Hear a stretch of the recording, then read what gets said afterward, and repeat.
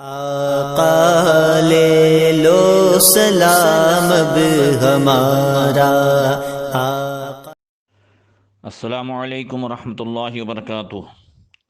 نحمدہ ونصلی ونسلم علی رسولہ الکریم وعلی آلہ واصحابہ اجمعین، اما بعد فاعوذ باللہ من الشیطان الرجیم، بسم اللہ الرحمن الرحیم۔ نحن نقص علیک احسن القصص بما اوحینا الیک ھذا القرآن وَإِن كُنْتَ مِن قَبْلِهِ لَمِنَ الْغَافِلِينَ۔ صدق اللہ مولانا العظیم۔ درود شریف پڑھیں، اللہم صلی علی سیدنا مولانا محمد معدن الجود والکرم وآلہ وصحبہ وبارک وسلم۔ محترم سامعین، درس تفسیر کا آج 14واں پارٹ ہے۔ سیدنا یوسف علیہ السلام کے حالات سورہ یوسف کی تفسیر کی روشنی میں بیان ہو رہے ہیں۔ اللہ تبارک و تعالی ہم سب کو نور قرآن سے منور فرمائے اور اس سے ملنے والے سبق اور نصیحتوں کو اپنی زندگی میں عمل کی صورت میں اتارنے کی توفیق عطا فرمائے۔ گزشتہ کل یہ بیان ہوا تھا کہ حضرت سیدنا یوسف علیہ السلام نے اللہ تعالیٰ کے حکم سے بھائیوں کے سامنے اپنے آپ کو اظہار کیا اور ملاقاتیں ہوئیں، اور آپ نے فرمایا کہ ہرگز پرانی باتوں کی فکر مت کرنا، اللہ تبارک و تعالیٰ معاف فرمانے والا ہے۔ لا تثریب علیکم اليوم، آج کے دن پرانی باتوں کا خیال تک مت کرنا۔ یغفر اللہ لکم وہو ارحم الراحمین، اللہ تبارک و تعالیٰ تمہیں معاف کرے اور وہ سب مہربانوں سے بڑھ کر مہربان ہے۔ بعد میں آپ نے سیدنا یعقوب علیہ السلام کے حالات پوچھے، گھر کے حالات پوچھے۔ انہوں نے بتایا کہ ابا جان آپ کی جدائی میں اتنا روئے کہ آنکھیں سفید ہو گئیں، ہر وقت آپ کو یاد کرتے ہیں۔ اس وقت یوسف علیہ السلام نے اپنا کرتا مبارک عطا فرمایا اور ارشاد فرمایا، اذهبوا بقمیصی ھذا فألقوه علی وجہ ابی یأتی بصیرا وأتونی بأہلکم اجمعین۔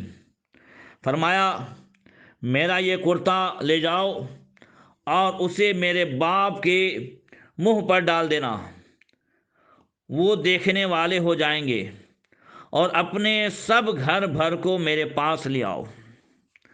یوسف علیہ السلام نے اپنا کرتا مبارک عطا فرمایا اور ارشاد فرمایا، جاؤ اسے لے جاؤ اور اسے والد صاحب کی آنکھوں پر ڈال دینا، جس سے ان کی آنکھیں روشن ہو جائیں گی۔ ساتھ ہی میں آپ نے فرمایا پورے گھر والوں کو لے آؤ، اور اس کے لیے آپ نے مزید انہیں سواریاں بھی عطا فرمائی، کچھ اور بھی سامان عطا فرمائے تاکہ ان سب کو یہاں پر آنے میں کوئی دقت نہ ہو۔ جب عزیز مصر سے جدا ہو کر یہ سب بھائی اب روانہ ہونے لگے تو سب سے پہلے یہودا نے کہا کہ میں وہ آدمی ہوں کہ جنہوں نے یوسف علیہ السلام کا کرتا اس پر جھوٹا خون لگا کر والد صاحب کو پیش کرنے والا ہی آدمی ہوں۔ میں نے ہی بتایا تھا کہ اسے بھیڑیا کھا گیا ہے۔ تو آج جب ہمارا قافلہ روانہ ہوا ہے، قافلہ چلتے چلتے اس کو پہنچنے میں دیر لگے گی، کیوں نہ مجھے آپ یہ کرتا مبارک عطا فرما دیں کہ بشارت بھی میں جا کر کے دوں، خوشخبری بھی میں جا کر کے دوں۔ اللہ اکبر۔ اللہ ارشاد فرماتا ہے، وَلَمَّا فَصَلَتِ الْعِيرُ قَالَ أَبُوهُمْ إِنِّي لَأَجِدُ رِيحَ يُوسُفَ لَوْلَا أَن تُفَنِّدُونِ۔ اور جب قافلہ وہاں سے جدا ہوا تو ان کے باپ نے فرما دیا، بے شک میں یوسف کی خوشبو پا رہا ہوں، اگر تم مجھے کم سمجھ نہ سمجھو۔ قالوا तल्लाहि इन्नका लफ़ी दलालिकल क़दीम। तो जो वहाँ पर आपके पोते वगैरह थे, उन सब ने कहा, अल्लाह की कसम, आप अपनी उसी पुरानी मोहब्बत में गुम हैं। हज़रत याकूब अलैहिस्सलाम ने, जो हाज़रीन थे घर में, आपके पोते पोतियाँ, बहू, उन सब से कहा कि इन्नी लअजिदु रिहा यूसुफ, मैं यूसुफ की खुशबू पाता हूँ। ये कब आपने कहा? जब जो है वो काफ़िला मिस्र से जुदा हुआ, और तफसीर में है कि अभी 8 दिन का फासला था। 8 दिन की दूरी पर यूसुफ अलैहिस्सलाम का मुबारक कुर्ता, और यहाँ याकूब अलैहिस्सलाम को खुशबू आ रही है। सुभान अल्लाह। अंदाज़ा लगाएं, हज़रत सैयदना शेख सादी रहमतुल्लाह ताला अलैह ने इसे हिकायत की सूरत में बयान किया। वो कहते हैं, जब याकूब अलैहिस्सलाम ने यूसुफ अलैहिस्सलाम की खुशबू सूंघ ली, तो उस पर जब आपने ये फरमाया, तो यके पुरसीद अज़ा गुम करदा फर्जंद कि ए आली गुहर, ए पीरे खिरदमंद। हज़रत याकूब अलैहिस्सलाम से जिनके फर्जंद गुम हो गए थे, किसी ने पूछा, ए आली ज़ात, ए बुज़ुर्ग, ए अक्लमंद, चिरा दर चाहे किनआनश न दीदी। आपने यहाँ मिस्र में बैठे बैठे इतनी दूर से यूसुफ अलैहिस्सलाम की खुशबू सूंघ ली, तो यही यूसुफ अलैहिस्सलाम जब किनान के कुएं में डाले गए थे, तो आपने क्यों नहीं देखा था? अल्लाह अकबर। हज़रत याकूब अलैहिस्सलाम ने उसका जवाब दिया। शेख सादी फरमाते हैं, बगुफ्ता हाल माँ बरक़े जहानस्त, दे पैदा दिगर दम निहानस्त, गहे बहरे तारिम आला नशीनम, गहे बर पुश्ते पाए खुद न बीनम। हज़रत याकूब अलैहिस्सलाम ने कहा, हम अल्लाह वालों का हाल कुंदने वाले बिजली की तरह है कि दम भर में ज़ाहिर और दम भर में पोशीदा हो जाती है। जैसे बिजली चमक करके आती है और गायब हो जाती है, तो फरमाते कभी तो हम लोगों पर अल्लाह ताला की सिफ़ात नूरानिया की तजल्ली होती है, तो हम लोग आसमानों पर जा बैठते हैं और सारी कायनात हमारे पेशे नज़र होती है, और कभी हम पर जब इस्तिग़राक़ की कैफियत होती है, तो हम लोग खुदा की ज़ात व सिफ़ात में ऐसे मुस्तग़रक़ हो जाते हैं कि अल्लाह के सिवा हर चीज़ से बेनियाज हो जाते हैं। यहाँ तक कि हम अपने जो है पाँव की पुश्त को, एड़ी को भी जो है नहीं देख पाते। यही वजह है कि मिस्र से निकलने वाले हज़रत यूसुफ अलैहिस्सलाम के कुर्ते को तो सूंघ लिया और खुशबू महसूस कर ली, क्योंकि इस वक्त हम पर कश्फी कैफियत तारी थी, मगर किनान के कुएं में से हमको हज़रत यूसुफ की खुशबू इसलिए महसूस न हो सकी कि इस वक्त इस्तिग़राक़ की कैफियत में थे। अल्लाह अकबर। ये है अल्लाह वालों के वो हाल। यहाँ पर जब हज़रत यहूदा सबसे पहले पहुँचे और आकर के हज़रत सैयदना यूसुफ अलैहिस्सलाम का वो मुबारक कुर्ता याकूब अलैहिस्सलाम की आँखों पर डाला, अल्लाह इरशाद फरमाता है, फलम्मा अंजा अल बशीर अलक़ाहु अला वजहिही फर्तद्दा बसीरा क़ाल अलम अक़ुल लकुम इन्नी अअलमु मिनल्लाहि मा ला तअलमून। फिर जब खुशखबरी सुनाने वाला आया, तो उसने वो कुर्ता याकूब के मुंह पर डाल दिया। उसी वक्त वो देखने वाले हो गए। याकूब ने फरमाया, मैंने तुमसे न कहा था कि मैं अल्लाह की तरफ से वो बात जानता हूँ जो तुम नहीं जानते। हज़रत याकूब अलैहिस्सलाम की आँखों पर जब हज़रत यहूदा ने यूसुफ अलैहिस्सलाम के मुबारक कुर्ते को डाला, तो आपकी आँखें रोशन हो गई। آپ دیکھنے والے ہو گئے۔ سبحان اللہ، یہ ہے اللہ والوں کے اس مبارک تبرکات کی برکتیں جو قرآن سے ظاہر ہے، مگر پھر بھی کچھ لوگ آج اس کی برکتوں سے دور ہیں، اور صرف دور ہی نہیں بلکہ اس کے تعلق سے بڑے برے نظریات حاصل کیے ہوئے ہیں۔ اشرف علی تھانوی نے کمالات اشرفیہ جو اس کے ملفوظات کا مجموعہ ہے، اس میں اس کا قول نقل کیا گیا ہے کہ مجھے جو ہے ان سب تبرکات سے کوئی دلچسپی نہیں، ایک وحشت سی ہوتی ہے، جہاں دیکھو وہاں رسول اللہ صلی اللہ علیہ وسلم کے منہ مبارک ہے، وہاں جبہ شریف ہے، پتہ نہیں اس کی کوئی اصل ہے کہ نہیں ہے۔ اللہ اکبر، یہ جس کے دل میں جیسا معاملہ ہوتا ہے زبان پر ویسے ہی باتیں آتی ہیں۔ یاد رکھیں، بزرگان دین کے تبرکات اور ان سے فائدہ یہ قرآن میں موجود ہے۔ 13ویں پارے میں سورہ یوسف کے حوالے سے آپ نے سماعت کیا، دوسرے پارے میں بھی تابوت سکینہ کے تعلق سے تفصیل سے تذکرہ ہوا ہے۔ انشاءاللہ کبھی موقع ہوا میں تفصیل سے اس کا تذکرہ کروں گا۔ یہاں پر بات یہ کرنی ہے کہ اللہ تبارک و تعالیٰ نے اللہ والوں کے مقدس جو ہے تبرکات، جو چیز ان سے جو ہے نسبت کر جائے اس نسبت میں بھی برکتیں عطا فرمائی ہے۔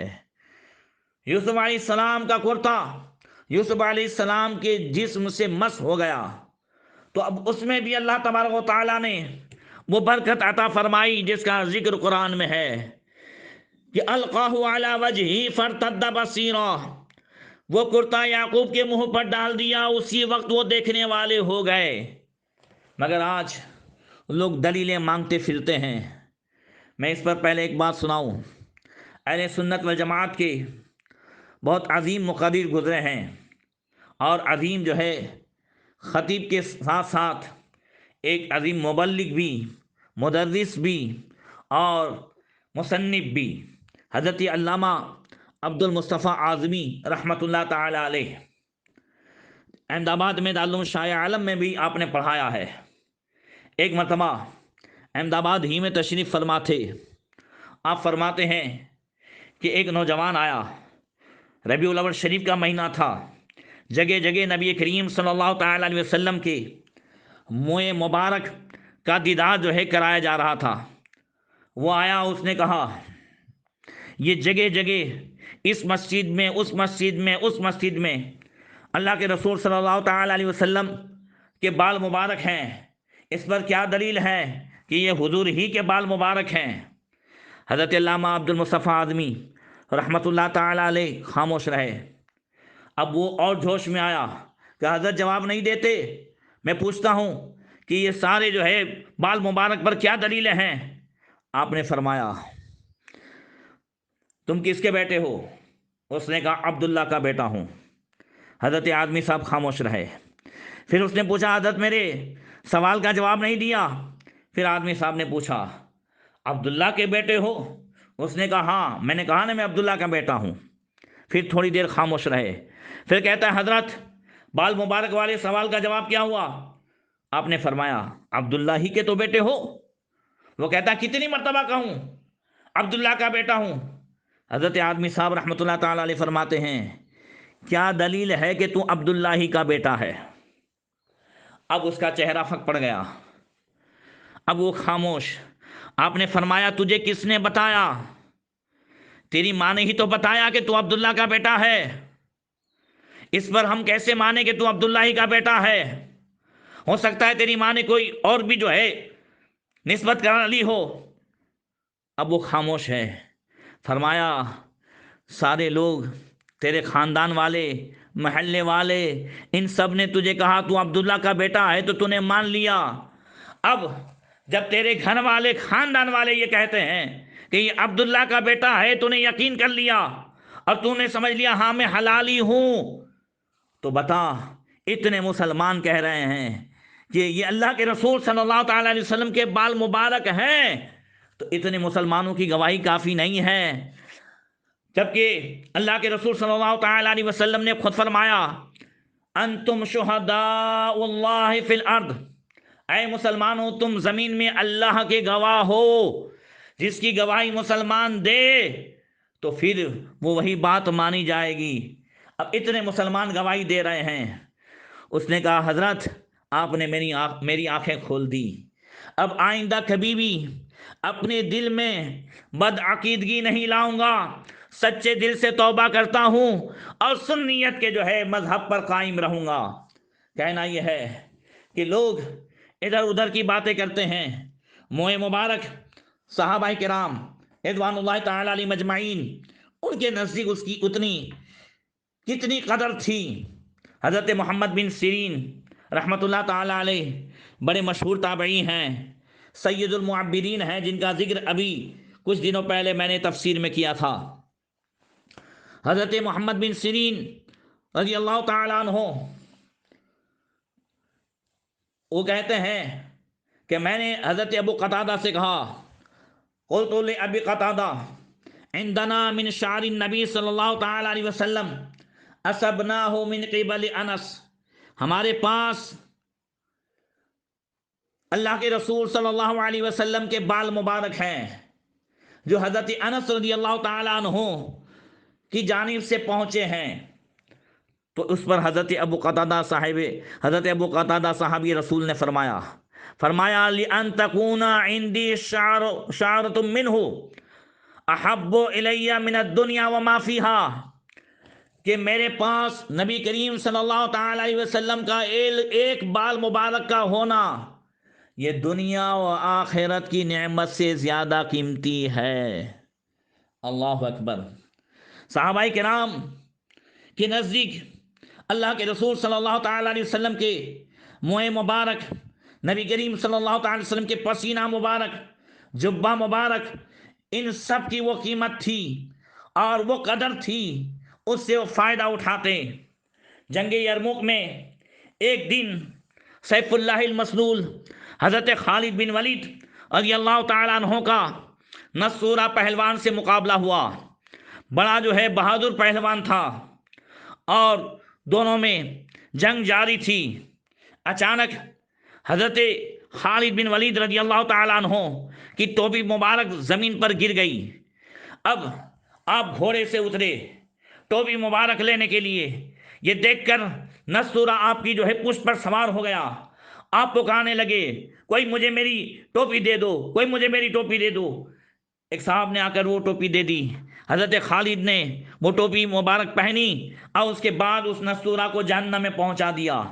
بعد میں کہنے والوں نے کہا حضور ٹوپی کی اتنی کوئی قیمت نہیں تھی، آپ نے جب دیکھا کہ دشمن سر پہ سوار ہے پھر بھی آپ ٹوپی کی فکر فرما رہے تھے، کیا معاملہ ہے؟ حضرت خالد سیف اللہ المسلول اللہ کی تلوار نے جواب دیا، کہا سنو تم نے ٹوپی کی ظاہری قیمت کو دیکھا، ہاں ظاہری اعتبار سے وہ اتنی قیمتی نہیں ہے، مگر اسی ٹوپی میں اللہ کے رسول صلی اللہ تعالیٰ علیہ وسلم کے پیشانی کی طرف یہ جو ہے موئے مبارک ہے جو میں نے اس میں سل کے رکھے ہیں، اور آج تک خالد کو جو فتح ملی ہے وہ اس موئے مبارک کے صدقے میں ملی ہے۔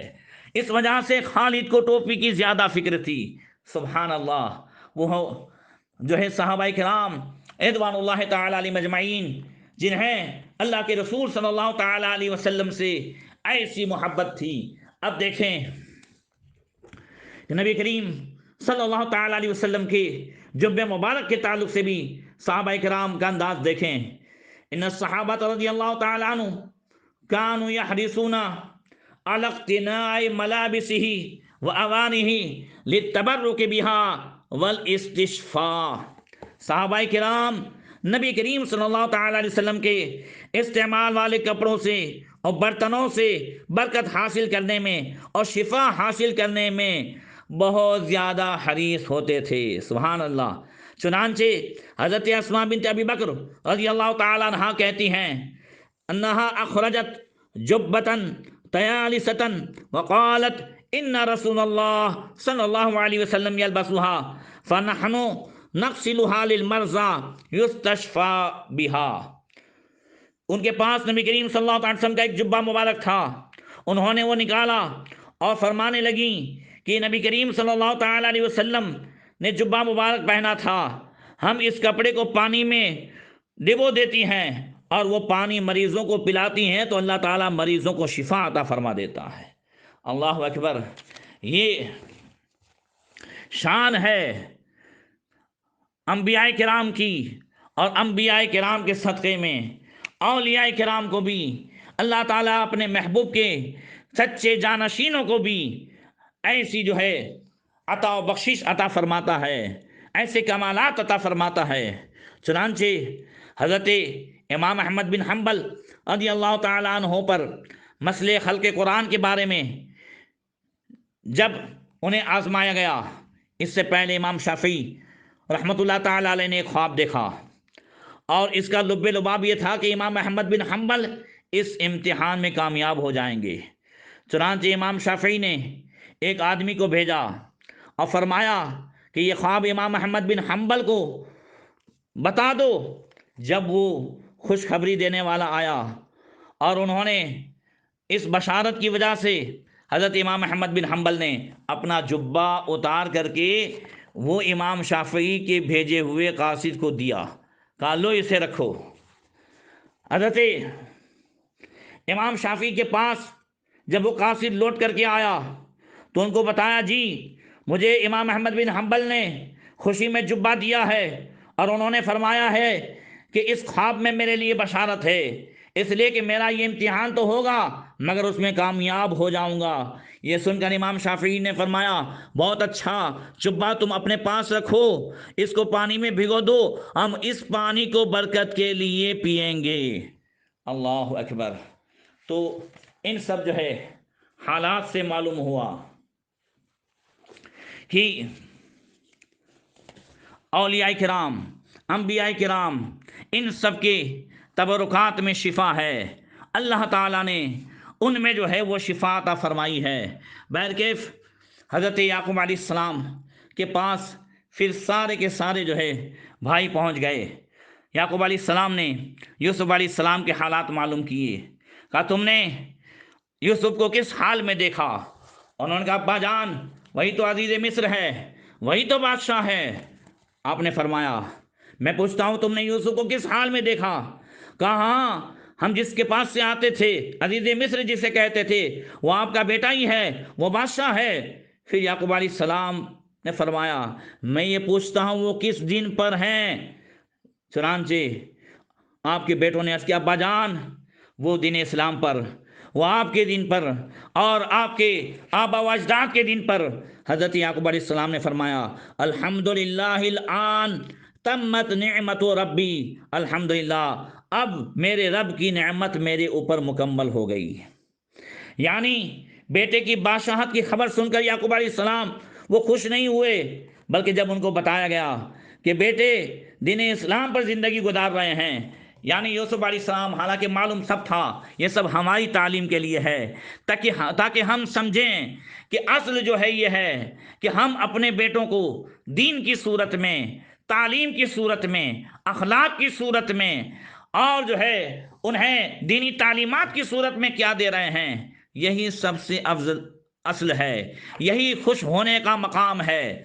ہم دنیاوی اعتبار سے تو خوب خوش ہو جاتے ہیں مگر دینی معاملات میں ہماری اولاد کس مقام پر ہے وہ ہمیں دیکھنا ہوگا، جانچنا ہوگا۔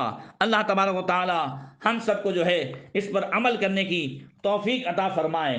بہرکیف اب اس کے بعد جب بھائیوں کو احساس ہو گیا یوسف علیہ السلام کے مقام اور یعقوب علیہ السلام کے سامنے ساری باتیں ہو گئیں، تو اس کے بعد انہوں نے یعقوب علیہ السلام کے سامنے ذکر کیا ابا جان ہم سے یوسف کے معاملے میں بہت کوتاہی ہوئی، بہت غلطیاں ہوئیں، ہمیں نہیں معلوم تھا کہ اتنا سب ہو جائے گا، آپ کو ہماری وجہ سے بھی بہت تکلیف پہنچی، یوسف کو بھی تکلیف پہنچی۔ تو کہنے لگے قالوا یا ابانا استغفر لنا ذنوبنا انا کنا خاطئین، بیٹوں نے کہا اے ہمارے باپ ہمارے گناہوں کی معافی مانگیے، بے شک ہم خطا کار ہیں۔ یعنی اللہ تعالیٰ سے آپ ہمارے لیے بخشش کی دعا کریں، ہم خطا کار ہیں، ہم سے گناہ ہوا ہے۔ حضرت یعقوب علیہ السلام نے فرمایا قال سوف استغفر لکم ربی انہ هو الغفور الرحیم۔ یعقوب علیہ السلام نے فرمایا ان قریب میں تمہارے لیے اپنے رب سے مغفرت طلب کروں گا، بے شک وہی بخشنے والا مہربان ہے۔ یعقوب علیہ السلام کے وہ بیٹے کہنے لگے ابا جان آپ ہمارے لیے جو ہے اللہ کی بارگاہ میں بخشش کی دعا فرمائیں۔ یعقوب علیہ السلام نے فرمایا میں ان قریب دعا کروں گا۔ یہاں پر ایک بات معلوم ہوئی، وہ یہ ہے کہ ماں باپ کی دعائیں اولاد کے حق میں قبول ہوتی ہے۔ ایک حدیث میں تو یہاں تک ہے کہ دعا بھی قبول ہوتی ہے اور بد دعا بھی قبول ہوتی ہے۔ اس وجہ سے ماں باپ کو چاہیے کہ کبھی بھی اپنی اولاد کے حق میں بد دعا نہ کریں۔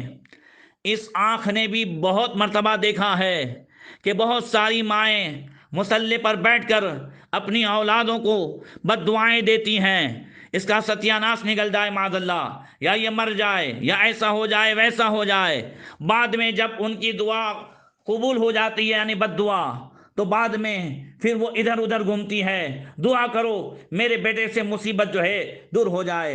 ارے یہ تو تیری خود کی مانگی ہوئی ہے، میں اس پر کچھ بول چکا ہوں اس سے پہلے، یا پھر سے یاد دلا رہا ہوں کہ ماں باپ کی دعا بھی قبول ہوتی ہے، بد دعا بھی قبول ہوتی ہے۔ ماں باپ کو چاہیے کہ اولاد کے لیے بد دعا نہ کرے، اور اولاد کو چاہیے کہ ایسا کوئی کام نہ کرے جس سے ماں باپ کا دل دکھے۔ بہت گھومتے پھرتے ہیں، دعا مل جائے دعا مل جائے، دعا کرے دعا کریں دعا کریں۔ ارے دعا کروائی نہیں جاتی، دعا لی جاتی ہے۔ ماں باپ کا دل اس طرح خوش کر دو اور ان کا کہا مانو، ان کی خدمت کرو، ان کی ضروریات کو پورا کرو، قسم خدا کی خود بخود تمہیں دعائیں مل جائیں گی۔ ماں کی دعائی ہے جو حضرت سیدنا اویس قرنی رضی اللہ تعالیٰ عنہ اس مقام پر پہنچے کہ آقا کریم صلی اللہ تعالیٰ علیہ وسلم اپنا جبہ مبارک دے کر جو ہے حضرت علی اور حضرت عمر رضی اللہ تعالیٰ عنہما کو بھیجتے ہیں کہ جاؤ اویس سے میری امت کی بخشش کی دعا کراؤ۔ یہ مقام کیوں ملا سیدنا اویس قرنی عاشق رسول کو؟ تو حدیث میں ہے کہ ماں کی خدمت کی وجہ سے۔ اللہ اکبر، یہ ماں کی خدمت اور ماں کی جو ہے وہ عظمت ہے، وہ مقام ہے کہ ماں کی اگر کوئی خدمت کرتا ہے تو اللہ تبارک و تعالیٰ اسے وہ مقام عطا فرماتا ہے۔ سبحان اللہ، اندازہ لگائیں ماں کی خدمت کی وجہ سے اللہ تبارک و تعالیٰ کیسے کیسے مقام حضرت بایزید بسطامی رضی اللہ تعالیٰ عنہ ہیں، انہیں جو مقام ملا وہ ماں کی خدمت کی وجہ سے ہوا۔ اور حضرت عائشہ رضی اللہ تعالیٰ عنہ سے وہ کہتی ہیں قال رسول اللہ صلی اللہ تعالیٰ علیہ وسلم دخلت الجنت فسمعت فيها قراءة فقلت من هذا۔ مشکوٰۃ شریف کی حدیث ہے۔ حضرت عائشہ کہتی ہیں اللہ کے رسول صلی اللہ علیہ وسلم نے فرمایا میں جنت میں داخل ہوا تو میں نے اس میں قرآن کی قرات کی آواز سنی۔ فقلت من هذا، میں نے کہا یہ کون ہے جو جنت میں بھی قرآن پڑھ رہا ہے؟ قالوا حارثة بن نعمان، تو فرشتوں نے کہا یہ حارثہ بن نعمان ہے۔ تو حضور فرماتے ہیں کذالکم البر کذالکم البر وکان ابر الناس بامہ۔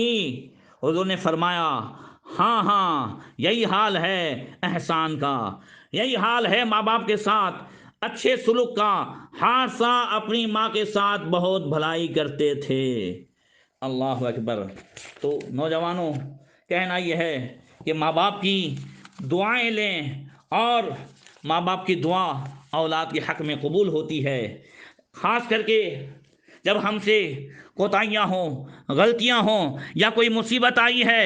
ظاہر بات ہے قرآن کی روشنی میں اکثر مصیبتیں تو ہمارے اپنے کرتوت کی وجہ سے آتی ہے، تو اس وقت ماں سے دعا کریں، دعا کروائیں، ماں باپ سے دعا کروائیں۔ ماں باپ نہ ہوں تو پھر اگر خالہ ہوں تو ان سے دعا کرائیں، جیسا کہ حدیث پاک میں ہے۔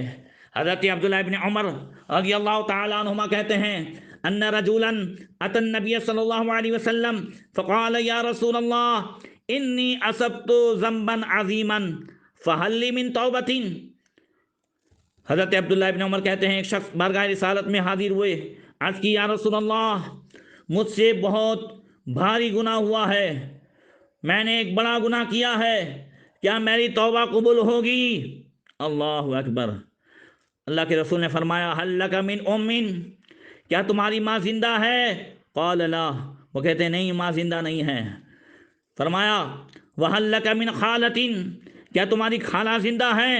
قال نعم، آنے والے نے کہا ہاں خالہ زندہ ہیں۔ فرمایا فبرھا، ان کے ساتھ اچھا سلوک کرو، ان کی دعا لگے گی اور تمہاری توبہ قبول ہو جائے گی۔ تو یہاں یعقوب علیہ السلام کے بیٹوں نے بھی کہا ابا جان آپ ہمارے لیے بخشش کی دعا کریں۔ یعقوب علیہ السلام نے فرمایا سوف استغفر لکم ربی، ان قریب جو ہے میں تمہارے ان قریب میں اپنے رب سے تمہارے لیے بخشش کی دعا کروں گا۔ لہذا حدیث میں ہے کہ یعقوب علیہ السلام نے سحری کے وقت ان بیٹوں کے لیے دعا فرمائی، اور جیسا کہ ایک حدیث میں ہے حضرت مولا کائنات مولا علی کرم اللہ تعالی وجہ الکریم عرض کرتے ہیں یا رسول اللہ مجھے قرآن سنوں یاد رہ جائے، ہر چیز سنوں یاد رہ جائے، اس کے لیے کیا کروں؟ آقا کریم نے فرمایا ہاں تم جو ہے اس وقت دعا کرو جس وقت یعقوب نے اپنے بیٹوں کے لیے دعا کی تھی، اور وہ ہے سحری کا وقت، صبح کا وقت جو ہے فجر کا وقت ہونے سے پہلے پہلے، وہ بڑا مبارک وقت ہے۔ اس وقت میں جو دعائیں کی جاتی ہے وہ دعائیں قبول ہوتی ہے۔ اللہ تبارک و تعالی ہم سب کو عمل کی توفیق عطا فرمائیں۔ آئندہ کل انشاءاللہ بیان ہوگا کہ سیدنا یعقوب علیہ السلام پورے گھر بھر کے ساتھ مصر کے لیے روانہ ہوئے۔